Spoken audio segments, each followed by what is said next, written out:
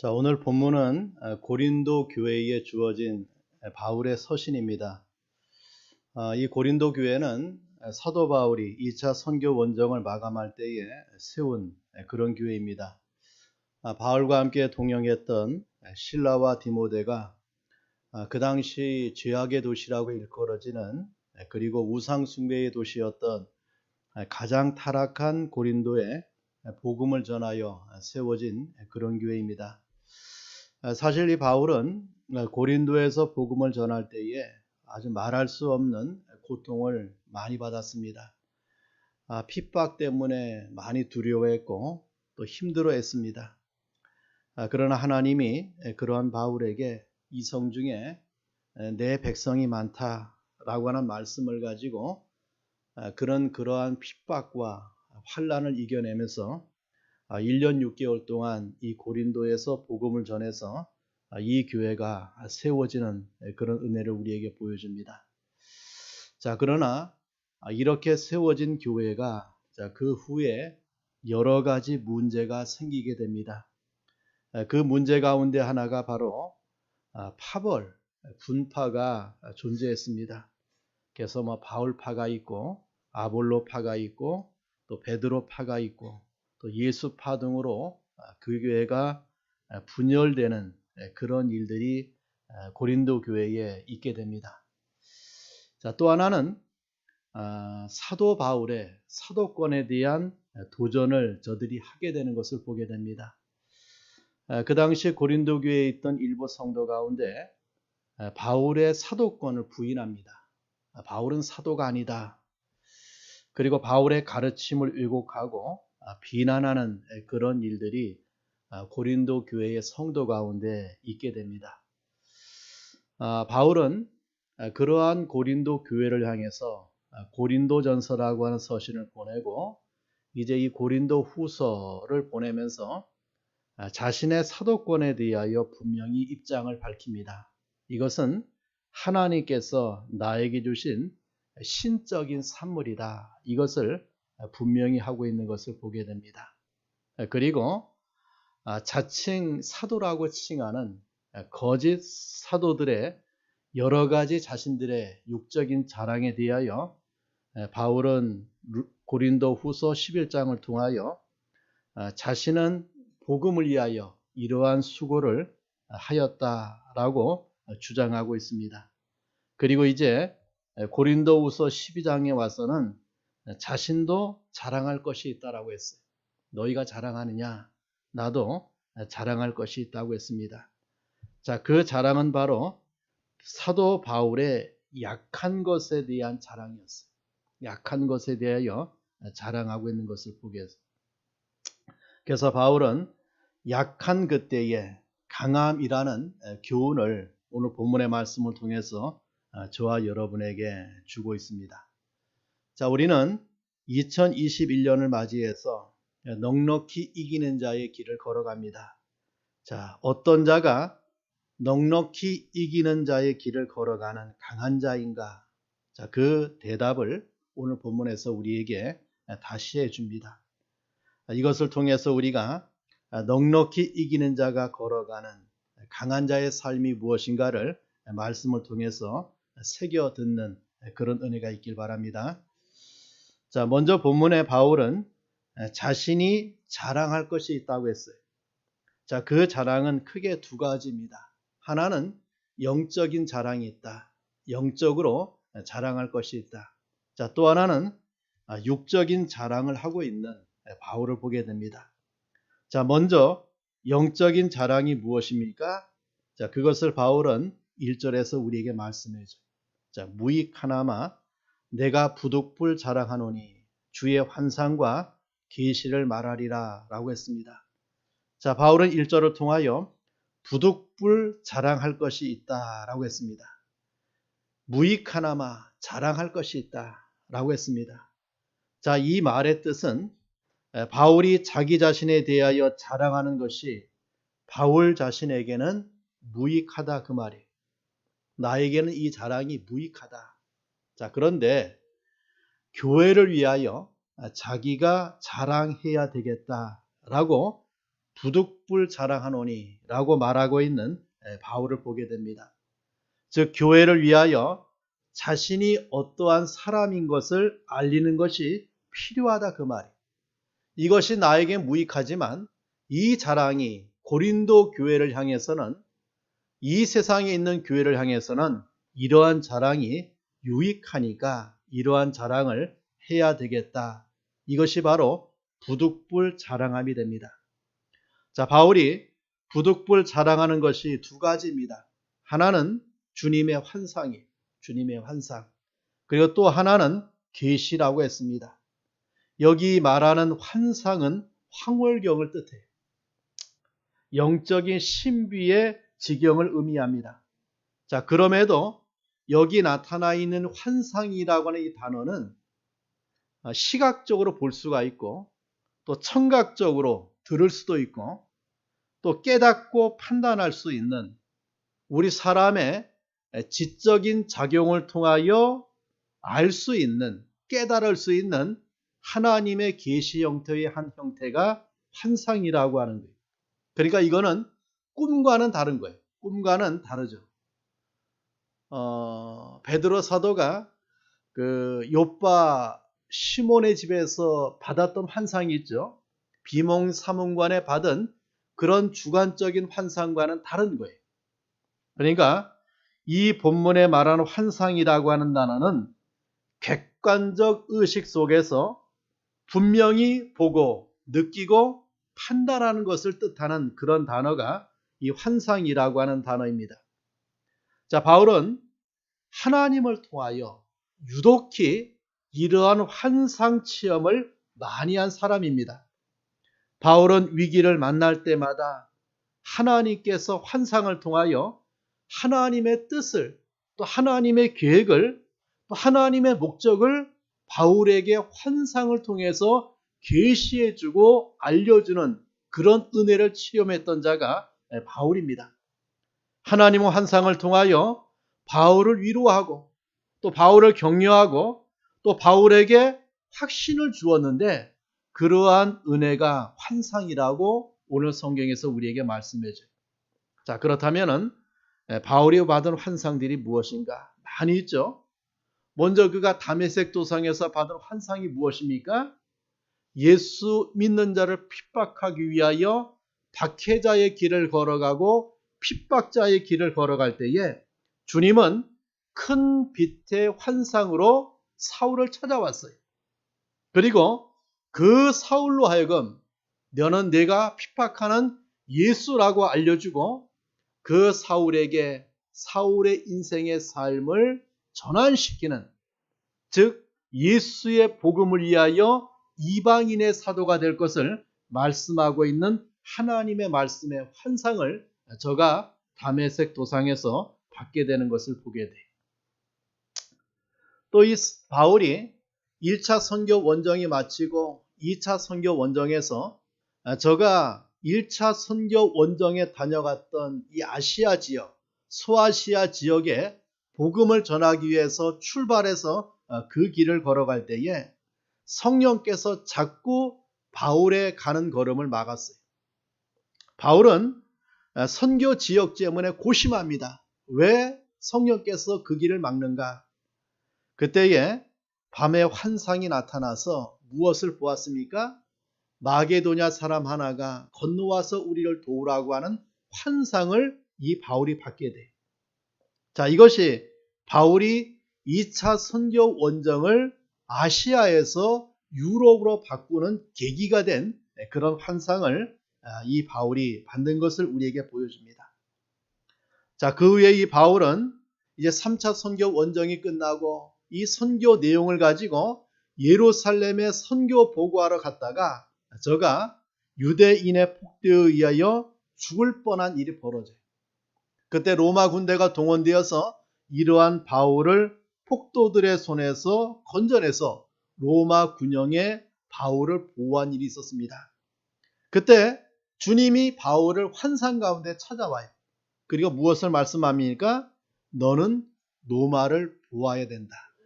로마에 가서 이 주님의 말씀을 증거해야 된다라고 하는 하나님의 환상을 이 바울이 받는 그런 은혜를 보게 돼요. 자, 그리고 로마로 호송되어 가는 이 바울이 유라굴로 광풍을 만나서 그 배가 난파되고 파손되어 죽을 지경에 이르렀을 때에 또 바울은 주님의 사자를 통하여 어떤 환상을 받게 됩니까?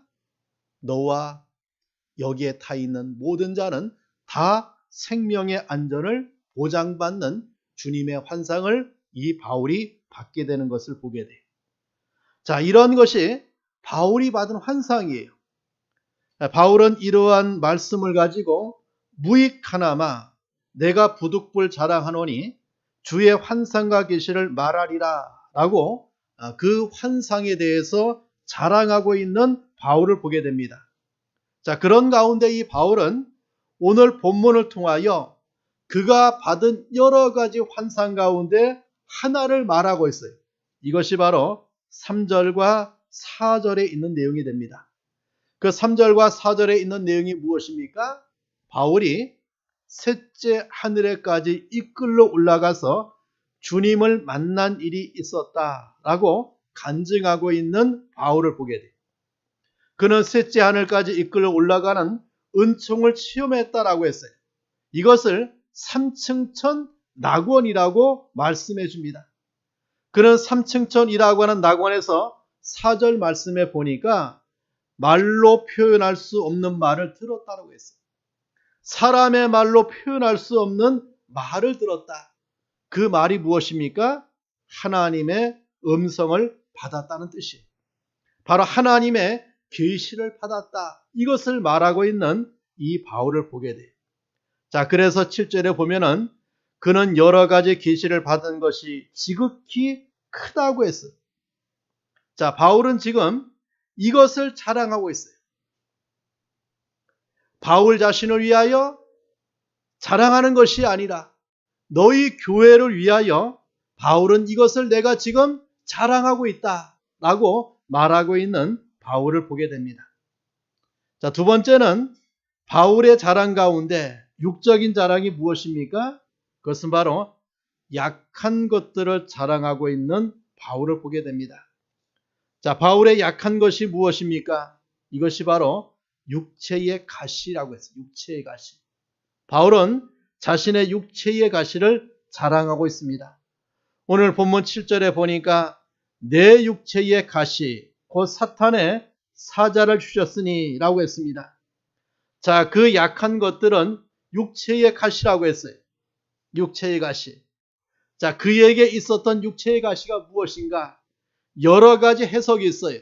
그러나 바울에게 있는, 바울을 아프게 하는, 바울을 힘들게 하는, 바울을 고통스럽게 하는 자신의 육체의 가시가 있음을 말합니다. 자, 그 육체의 가시를 가리켜서 사탄의 사자라고 했어요. 내 몸에 사탄의 사자가 있다. 여러분, 사탄은 성도를 대적하는 거죠. 밤낮으로 성도를 참수하는 자를 사단이라고 합니다. 파괴하는 자요, 시험하는 자요, 무저갱의 사자요, 성도의 원수요, 이 세상의 임금이고 거짓의 압이라고 일컬어지는 것이 사탄이에요.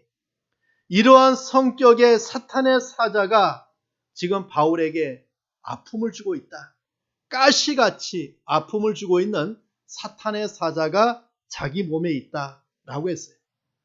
자, 그 가시는 바울을 쳐서 넘어뜨리는 것이라고 했어요. 나를 쳐서 넘어뜨리고 있는, 나를 친다라고 하는 말이 무엇입니까? 예고하지 않고 갑자기 나를 덮쳐서 꼼짝 못하도록 하는 상태를 가리켜서 나를 친다라고 해요. 자, 그 가시가 어떻게 바울을 그렇게 치고 있다는 말이에요. 바울을 꼼짝 못하게 아프게 하는, 바울을 갑자기 덮쳐서 바울로 하여금 정말 고통스럽게 하는 그런 가시가 나에게 있다. 이 가시는 바울에게 전혀 불필요한 것이라고 했어요. 그래서 바울은 이것이 자기에게 떠나가기를 3번이나 죽게 구할 정도로 괴로운 고통거리였다. 이것을 말합니다. 자, 이러한 바울의 고백을 들을 때에 정말 성도는 그러한 부조리한 상황 속에서 괴로운 자임을 우리에게 보여주고 알려주고 있습니다. 그가 믿음의 조상이든지 또 선지자이든지 사도이든지 어떠한 신령한 성도이든지 간에 성도는 이 세상에서 가시 같은 육체의 연약 때문에 괴로워하는 자임을 우리에게 알려주고 있는 말씀이 돼요. 여러분, 우리가 성경에 나와 있는 여러 인물 가운데도 그런 육체의 가시 때문에 아파하고 고통당하는 그런 자가 많이 있는 것을 보게 돼요. 믿음의 조상 아브라함에게도 약점의 가시가 있었어요. 그는 이삭을 받기 전에 여러 번 사라와 함께 연약에 빠져 있는 아브라함을 보게 돼요. 모세도 광야 교회에 실수가 있었고 저의 연약이 있었고 그 육체의 가시 때문에 아파하고 있는 모세를 보게 됩니다. 다윗도 범죄의 가시가 있었습니다. 엘리야에게도 연약의 가시가 있었고 사무엘에게는 그의 자식들이 가시 노릇을 했어요. 엘리 제사장에게도 가시가 자기의 자식들이었어요. 베드로에게는 그의 성격이 가시 노릇을 하고 있는 것을 보게 됩니다. 위대한 이 세상에 종교 개혁을 했던 개혁자들 또 성도들이 이렇게 세상의 여러 가시 때문에 괴로워하고 고통당하는 이런 성도의 삶을 이렇게 신앙의 선진들이 우리에게 보여주고 있다라고 봐요. 아마 바울 이후에 하나님이 쓰신 위대한 신앙의 인물 가운데 하나가 칼빈입니다. 이 칼빈도 여러 가지 가시 때문에 괴로워하는 인생의 삶을 살았어요. 자신에게 있는 육신의 질병이 그를 얼마나 아프게 했습니까? 또 가정적인 비극들이 이 칼빈으로 하여금 정말 고통스러운 삶을 살아가도록 했어요. 자, 이렇게 볼 때에 우리는 이 세상에서 하나님의 은총이 있죠. 또 하나님의 축복을 받은 자임에도 불구하고 세상의 가시 때문에 괴로워해. 세상의 가시 때문에 아파하는 그런 인생이다라고 봐요. 어떤 자에게는 육신의 연약 때문에 아픔이 오고 어떤 자에게는 물질의 궁핍이라고 하는 가난 때문에 아픔이 오고 어떤 자에게는 골육 불신 때문에 아픔을 받고 살아가고 있는 자를 보게 돼요. 어떤 자에게는 자녀의 방탕이 또 어떤 자에게는 자기의 성격이 가시 노릇하고 있는 그런 경우들을 봅니다. 이것이 우리를 찔러요. 아프게 하고 우리를 고통스럽게 하고 괴롭게 합니다. 여러분, 사도 바울도 얼마나 그것이 고통스러웠으면 이거를 사단의 가시라고 했고 이것이 없이 하기 위해서 이것을 고치기 위해서 이것을 해결하기 위해서 하나님 앞에 이것을 놓고 끊임없이 기도하는 바울을 우리에게 보여줍니다. 자, 그런데 여러분, 이 바울은 자신의 육체가 자랑이다. 자신의 이 육체의 가시가 자랑으로 말하고 있는 바울을 보게 돼요. 왜 바울은 자신의 육체의 가시가 자랑이 된다고 했는가? 자, 그것은 바로 육체의 가시는 주님을 만나는 비결이기 때문에 그래요. 자, 바울은 이러한 육체의 가시로 말미암아 주님을 만나는 기회로 삼았습니다. 이것이 은혜 받는 비결이에요. 그 비결의 첫째가 무엇입니까? 바로 그 육체의 가시 때문에 바울은 겸손한 삶을 살아가게 되었습니다. 자, 우리 7절 말씀 봅시다. 7절 말씀에 보니까 여러 계시를 받은 것이 지극히 크므로라고 했어요. 자, 바울은 자기의 영적인 자랑을 하지요. 주의 환상과 계시를 자랑하는 바울을 보게 돼요. 근데 하나님이 여러 계시를 받은 것이 지극히 크므로 너무 자만하지 않게 하시려고 내 육체의 가시 곧 사탄의 사자를 주셨다라고 하는 바울의 고백을 보게 돼요. 여러분, 주님은 바울을 3층정까지 끌어올린 은혜를 받게 했습니다. 거기에서 말할 수 없는 하나님의 말씀을 받는 은혜가 이 바울에게 있었어요. 그러나 반면에 주님은 바울에게 사탄의 사자 같은 육체의 가시를 주었어요. 왜 주었습니까? 바울이 고백해요. 자만하지 않게 하시려는 하나님의 은혜였다. 이것을 우리에게 말씀해 줍니다. 여러분, 자만이라고 하는 말은 교만이라는 말이에요. 하나님께서는 바울로 하여금 교만하지 않도록 육체의 가시를 주셨다는 말이에요. 그가 받은 은혜가 너무나 커서 교만해질까 주어진 가시라는 말이에요. 하나님은 교만을 제일 싫어하고 가장 미워하시. 은혜 받은 성도가 조심하지 않으면 교만 때문에 떨어집니다. 하나님께서는 이 육체의 가시를 통하여 자만하지 않고 교만하지 않도록 바울에게 이러한 은혜를 베풀었다. 이것을 우리에게 말씀해 줍니다. 바울을 겸손하게 하기 위하여 주어진 가시라고 하는 말이.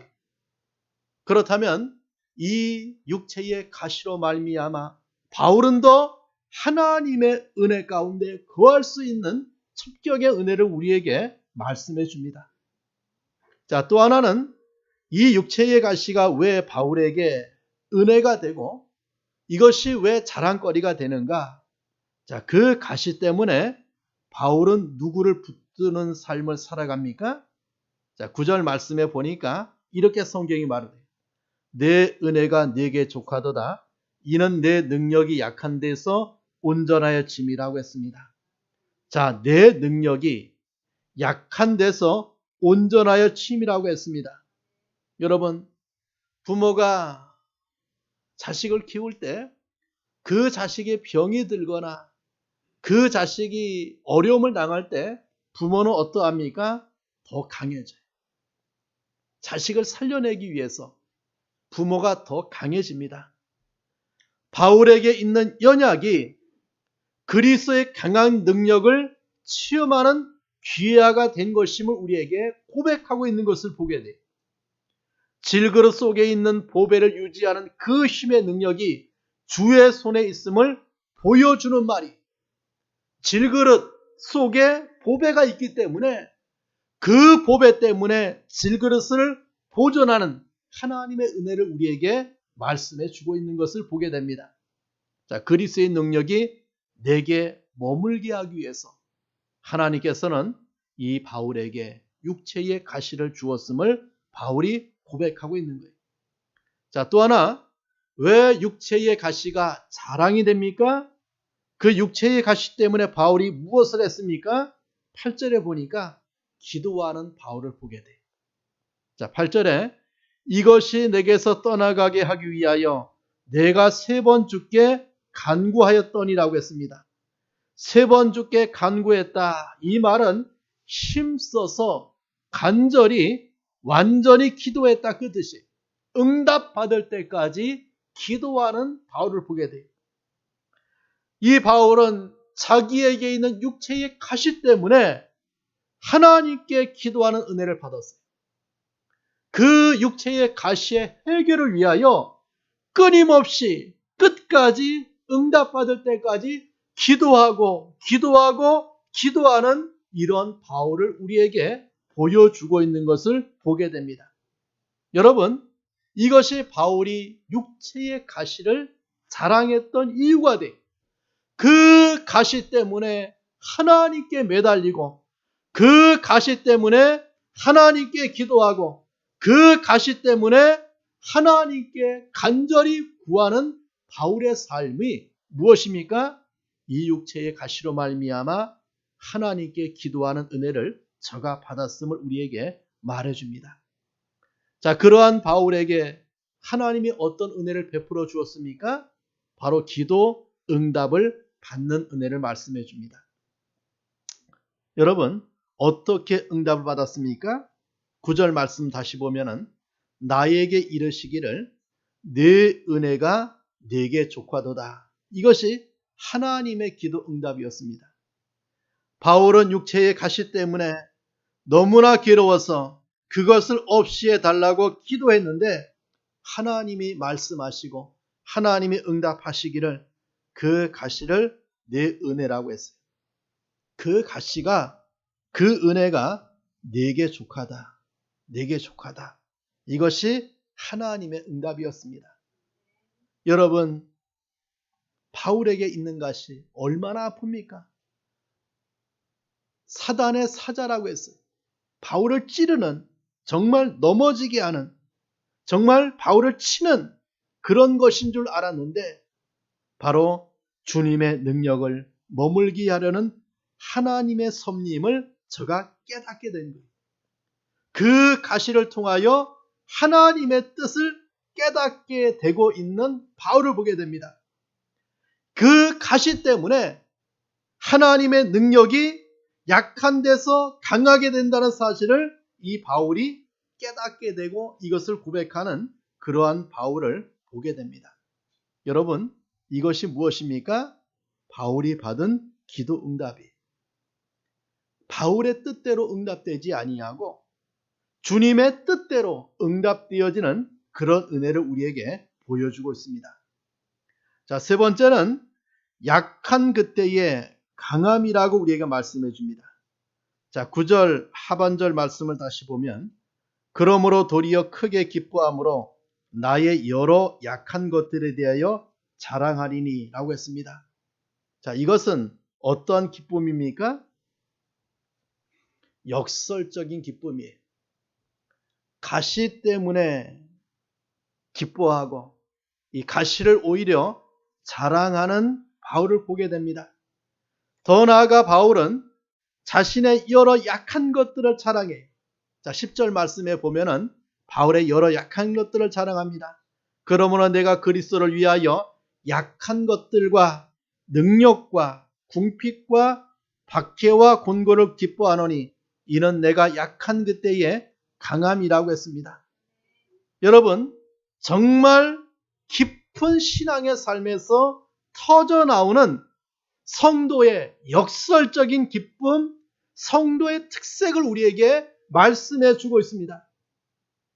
여러분, 예수께서 십자가에 못 박혀 피 흘리실 그때에, 그 약할 때에 주님이 무엇을 우리에게 고백합니까?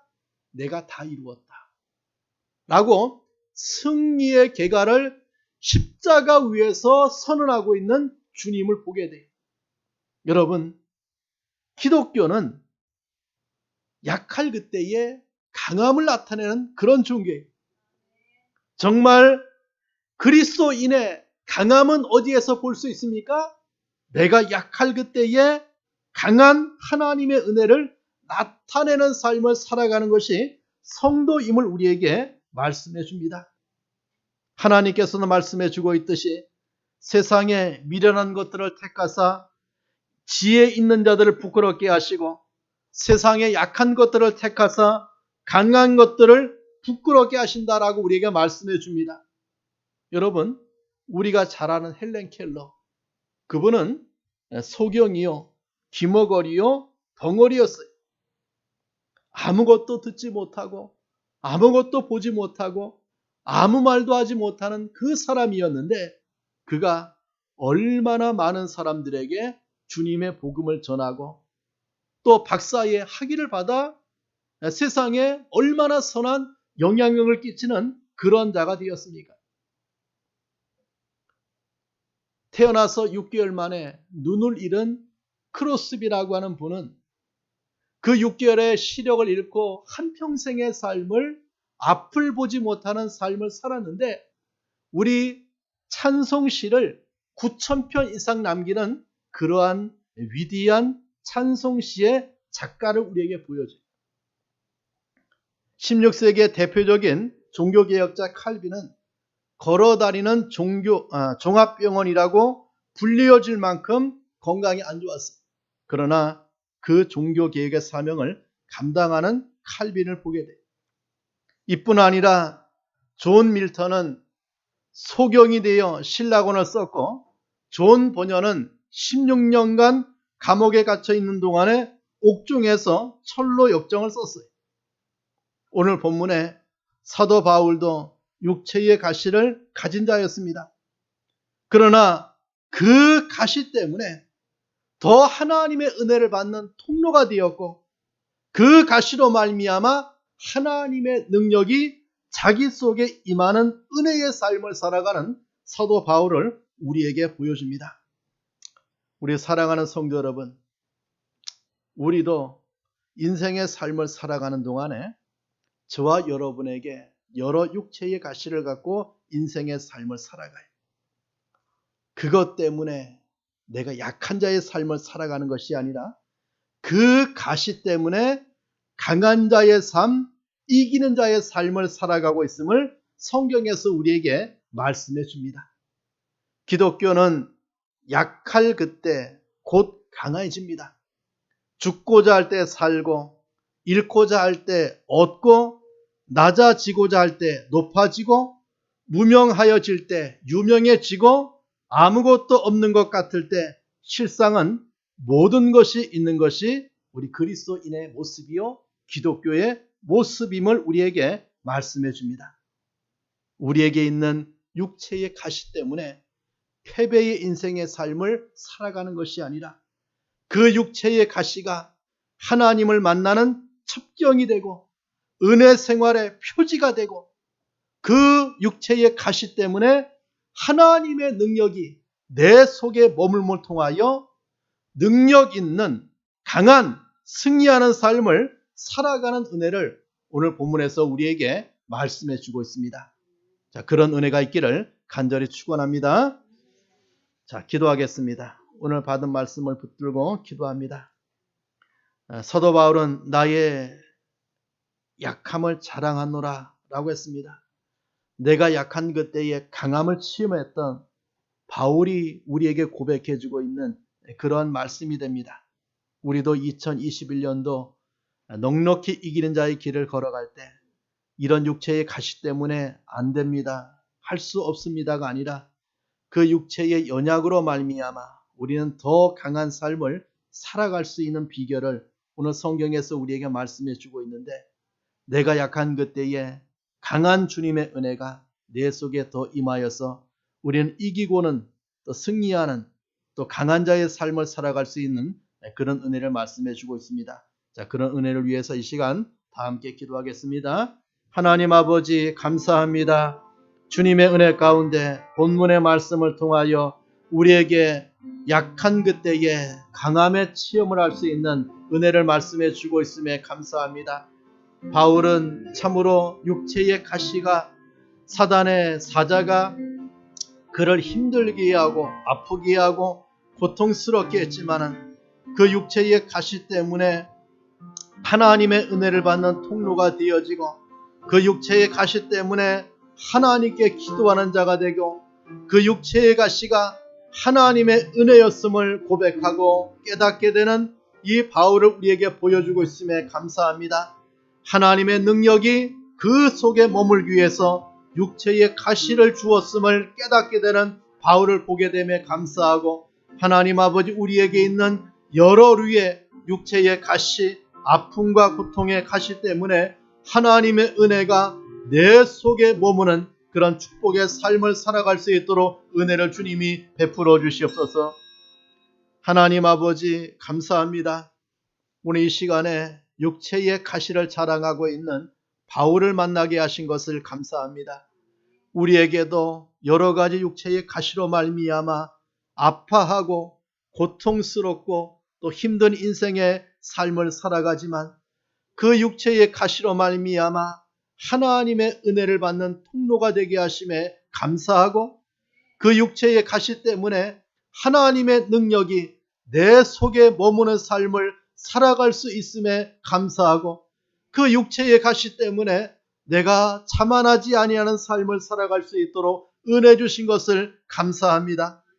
내가 약한 그때에 강함을 체험하게 하심에 감사하고, 하나님 아버지, 나의 약함 때문에 우리 하나님께서 더 크게, 더 강하게 내 속에 역사하사 강한 자의 삶, 승리자의 삶을 살아갈 수 있도록 은혜 주신 것을 감사합니다. 우리 2021년도 우리 성도가 육체의 가시로 말미암아 더 하나님의 큰 능력을 나타내는 하나님의 큰 은혜가 우리 속에 머무는 하나님의 강함이 우리의 삶을 지배하는 축복의 한 해 될 수 있도록 은혜를 베풀어 주시옵소서. 내 속에 강함으로 역사하시는 하나님의 은혜로 말미암아 이 안에 승리하고야만 하는, 이기고야만 하는 삶을 살아가는 우리 성도들이 될 수 있도록 주님이 축복해 주시옵소서. 예수님의 이름으로 기도합니다. 아멘.